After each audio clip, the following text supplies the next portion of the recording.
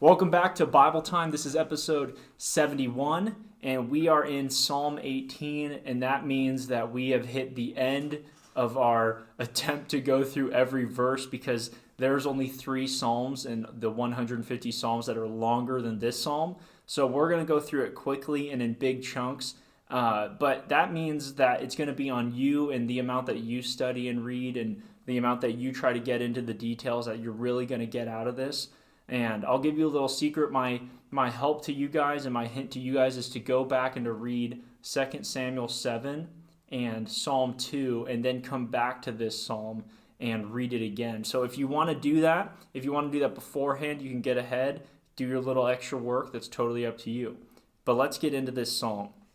So what you'll notice by just the length of the superscription here is that it's longer than most of the ones we've come to see and expect, and has more detail than most of the superscriptions we've seen. And even though that doesn't exactly tell us what the psalm is going to be like, that does actually turn out to be like the rest of the psalm. So Psalm 118 has a ton of familiar elements that if you've been in this study and you've been sticking with us and watching all these videos, it has a lot of familiar things where we've got enemies and we've got confessions of trust, confessions of innocence, and prayer to the Lord. And we've got a lot of familiar elements, God dealing with the wicked.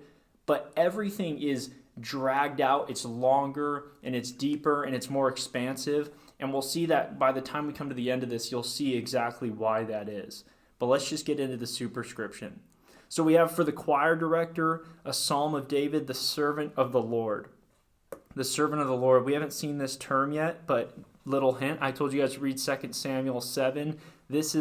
David refers to himself this way 10 times in that chapter, so you might want to check it out.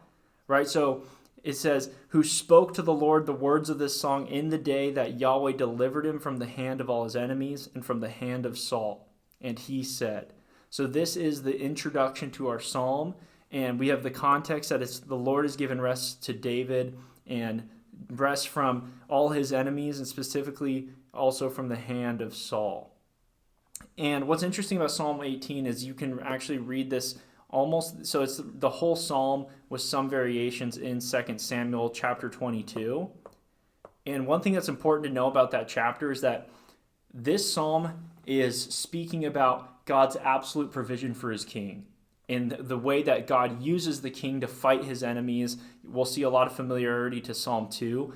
But what's interesting is when this psalm comes up in 2 Samuel, it's not exactly coming up in a time where it makes sense to say that David has rest from all his enemies. It seems tumultuous beforehand and tumultuous afterwards.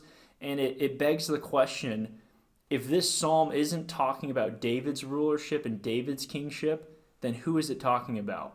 And we'll see that these terms that we're using here seem to be talking about a better king, namely Jesus, who we know by name. So it starts off with this address to the Lord. David says, I love you, Yahweh, my strength.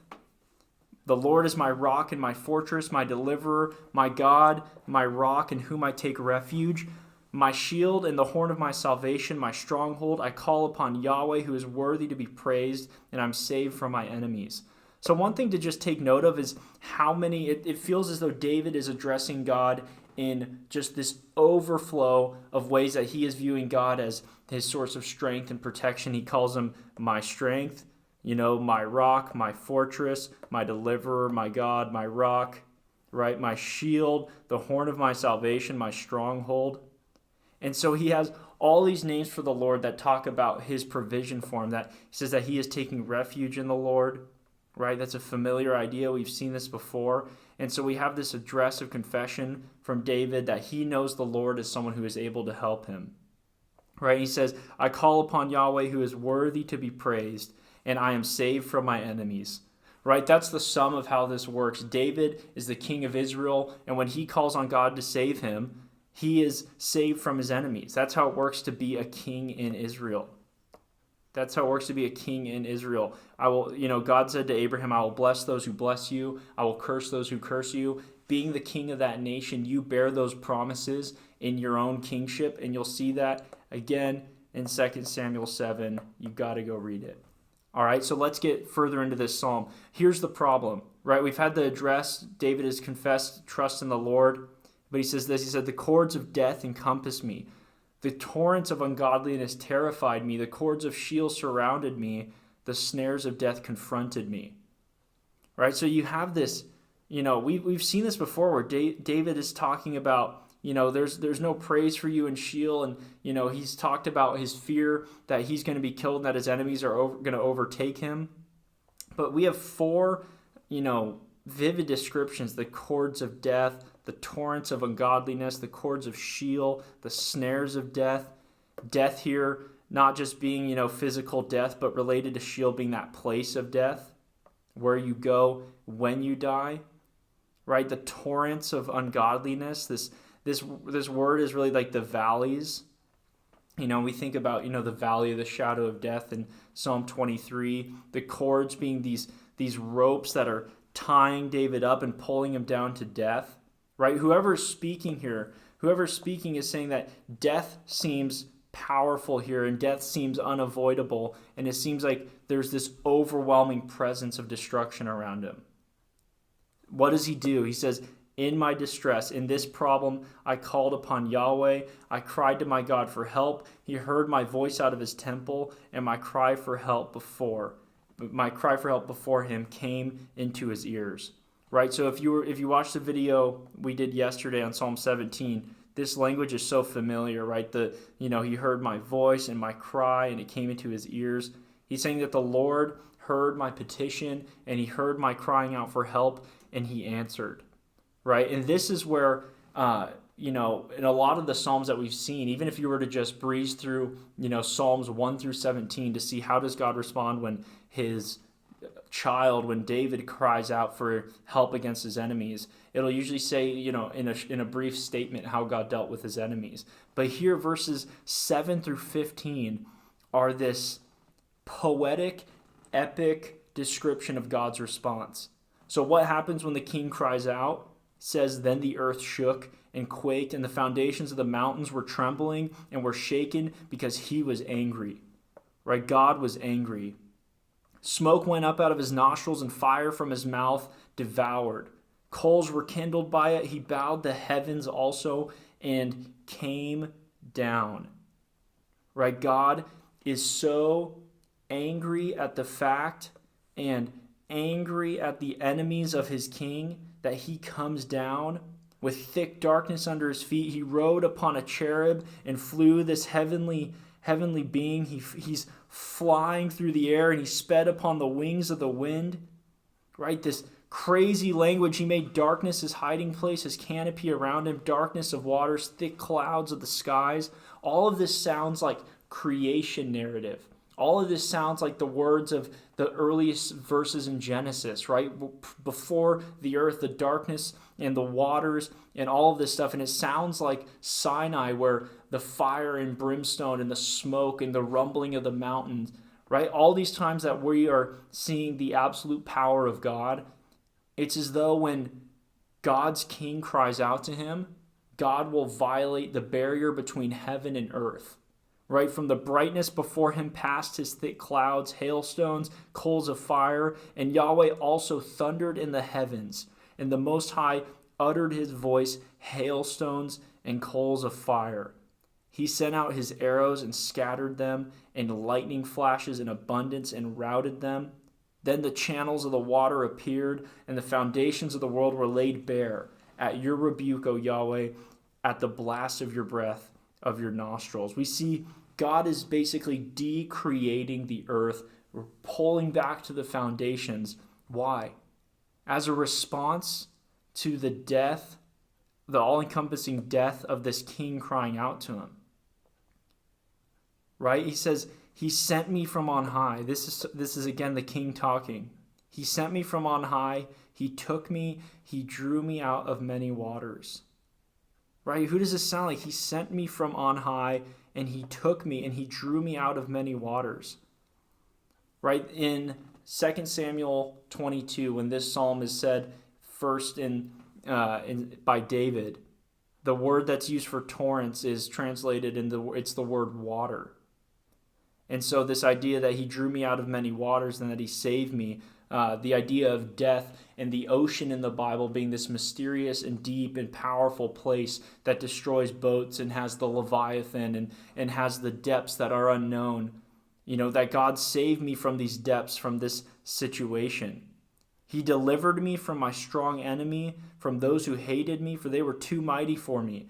They confronted me in the day of my calamity, but Yahweh was my stay. Right? When they came, they didn't just come to get me. They confronted me in the day of my calamity, at the worst time. He brought me forth also into a broad place.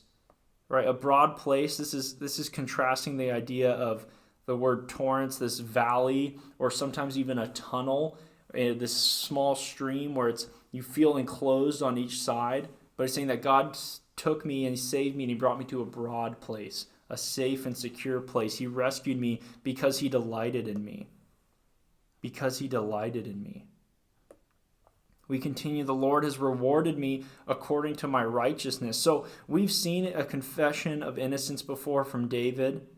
And what we'll find in this one is this, we talk about David will be confessing his innocence of a specific accusation, and it doesn't necessarily feel like it has that context in this psalm. We don't hear about a false accusation, and the way that the king is describing his innocence seems to be all-encompassing.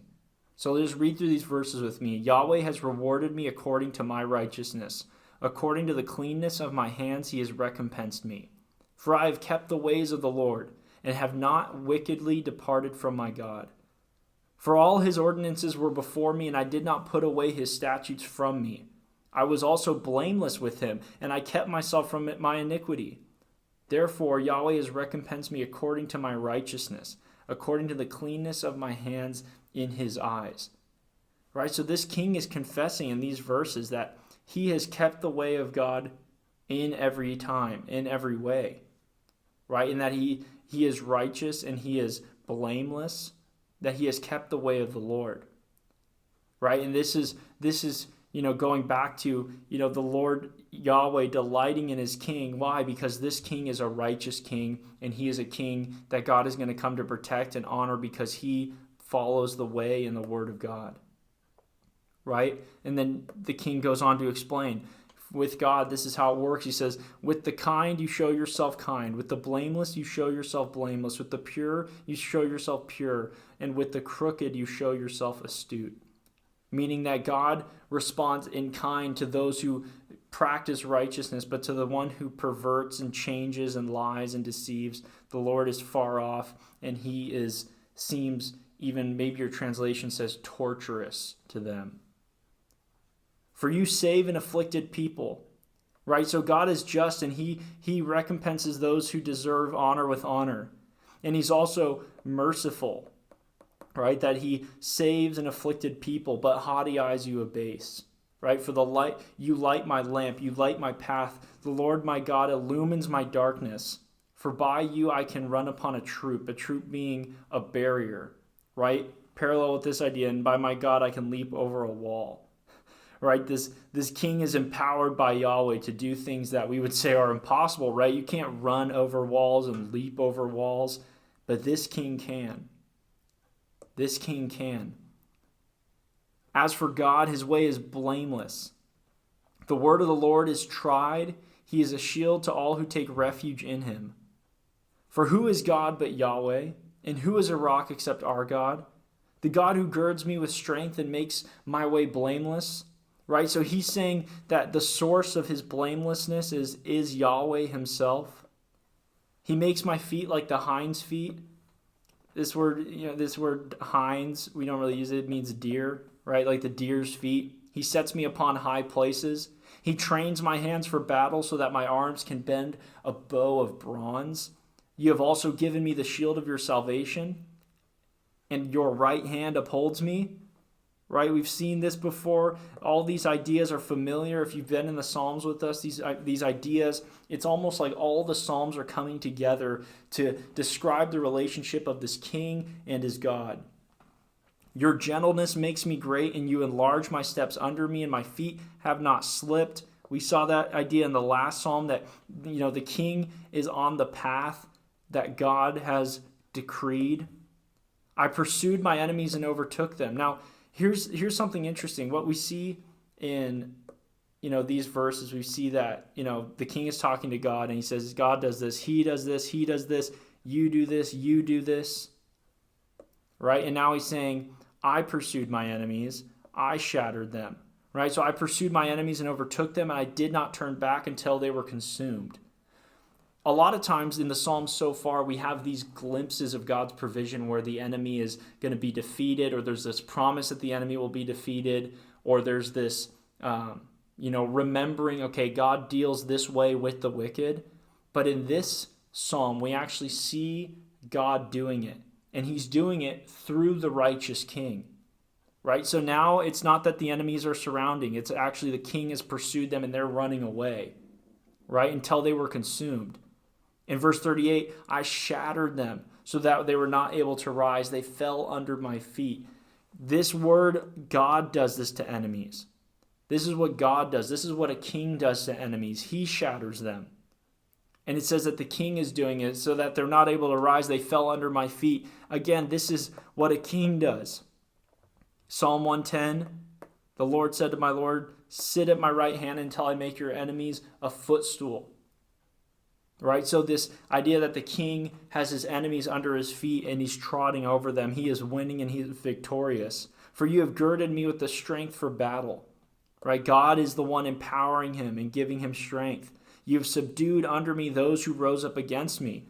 So this ironic reversal that the people who rose up to fight against the king are now under him and are subdued by him. Right? This is Psalm 2. Right? Why do the nations rage and the people plot in vain against the Lord and against his anointed?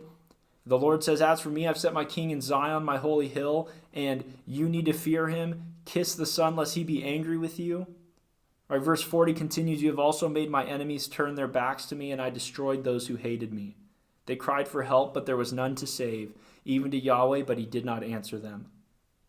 Right, these people who, now that their time is up and they realize that they can't fight God and they can't fight his anointed. They cry out for mercy to save themselves, to save their own skins, but this is the day of judgment and it is too late. And what does the king do? Then I beat them fine as the dust before the wind. I emptied them out as the mire of the streets. Remember in Psalm 1 when it says that the wicked are not like a tree that's planted, that they're like the chaff that the wind blows away? Right? This king has turned the wicked into dust before the wind. I emptied them out as the mire of the streets. Right? And after this battle that the tides have turned and God has provided and the king is winning, we see this coronation of the king over the whole world. Right? He's become king not just in Israel, but of the whole world. You've delivered me from the contentions of the people. Right? The people, and you've placed me as the head of the nations. Right? What does God promise his king in Psalm 2? But an inheritance of the whole world. The ends of the earth as an inheritance. Right? A people whom I have not known serve me. Right? So not just Israel, but Gentile nations. The result of this battle and this conquest is that the world, nations from all over the place serve the king. And how so? Well, it says as soon as they hear, they obey. Foreigners submit to me. Foreigners fade away, right? The two choices. You have two choices. You either submit to that king or you fade away. And your rulership comes to an end and your independence comes to an end as a rebel. And it says they come trembling out of their fortresses. They just give up, right? They're in their stronghold. They're in their fortress. But this king's fortress, his stronghold is Yahweh, who decreates the earth to provide for him. And then there's this celebration in these final verses. The Lord lives, and blessed be my rock, and exalted be the God of my salvation, the God who executes vengeance for me and subdues people under me. He delivers me from my enemies. Surely you lift me above those who rise up against me. You rescue me from the violent man. Therefore, I will give thanks to you among the nations, O Lord. Right? This is what he's doing. He's redescribing what God has done in the nature of God and the character of God, his relationship with the Lord. He is reciting that and worshiping God and praising God for that. and saying, the reason is, I will do it, therefore I will give thanks to you among the nations for all these reasons. I will sing praises to your name. And now this king is over all the nations. He leads the worship in the nations, right? He gives great deliverance to his king, talking about God here, right? He gives great deliverance to his king. He shows loving kindness to his anointed, to David and his descendants forever. This is why 2 Samuel 7 is so important. This is where the promises that God made to David, that there will be a descendant after him, and that David's line will be forever, and that the prophets in Psalms talk about this hope that we have, that there will be a new David who comes, and he will be a better David, and he will reign. And then when the New Testament opens up and says that Jesus will sit on the throne of his father David, we know this is the guy. So this king, his anointed, again, Psalm 1, Psalm 2, all these things, all the Psalms, all these themes culminate in this king right here, in this king. And it's this epic presentation of the relationship that God has to his perfect and just and righteous king. Right? So what is our hope in this? Well, one, we want to be those who submit and follow and love and worship the king and are led and worshiped by the king. We want to be in the king's nation. We want to be in his kingdom. And if we're believers, that's exactly what we are. We've been told that we've been given a kingdom that cannot be shaken, right? So when God, responds to his king and his king's problem, and the earth shakes and the mountains tremble, we're told in Hebrews that there will be a time when God will shake the heavens and the earth, but we are in a kingdom that cannot be shaken. And that's where we want to be with our king. So if this was too fast and if this wasn't in depth enough, go through it, read it again with this view in mind that we're looking at the ultimate description of the king, and we're looking at this expanded psalm talking about the better David. So that is Psalm 18, read 2 Samuel 7, read Psalm 1, Psalm 2. You can go and read 2 Samuel 22 as well. That has the other place that this psalm is, and you can see some of the little differences and stuff like that. So go ahead and do that, and we'll see you on Monday.